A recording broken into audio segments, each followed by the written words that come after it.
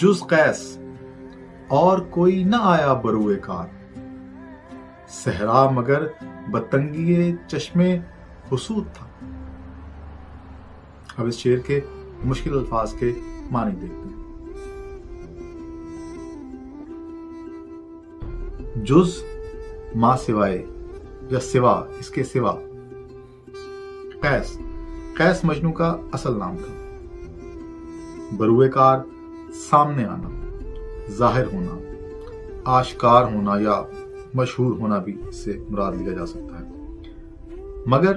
مگر سے مراد شاید، مگر جو ہے وہ حرف اشتباہ کے طور پر شبہ جو ہے اس کو ظاہر کرنے کے لیے بھی استعمال ہوتا ہے، تو یہاں پہ مگر سے مراد شاید ہے۔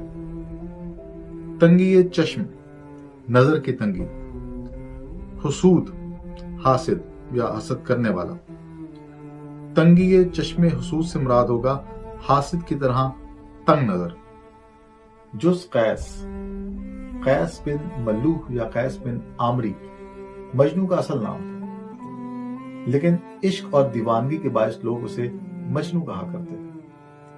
قیس کوئی عام آدمی نہیں تھا، عرب کے ایک مشہور قبیلے بنی عامر کے رئیس کا بیٹا تھا، لیکن یہ اور بات کہ اس کی قسمت میں ریاست کی بجائے عشق کی وراثت آئی، اور لیلا کے فراق میں اس نے صحرائے نجد میں بھٹکتے بھٹکتے اپنی جان دے دی۔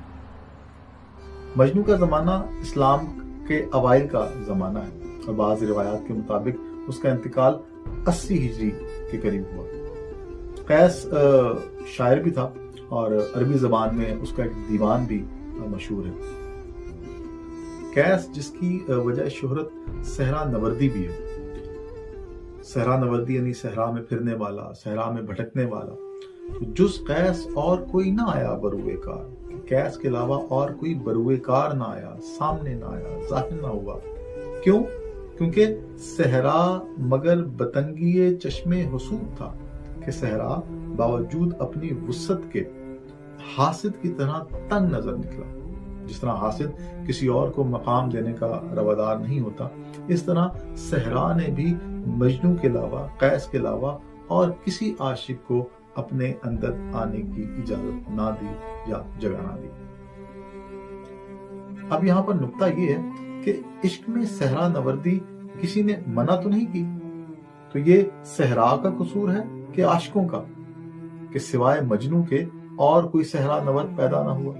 یعنی لوگوں نے عشق کرنے میں تو مجنوں کی پیروی کی، لیکن صحرا کی راہ اختیار کرنے میں کسی نے اس کی پیروی نہ کی۔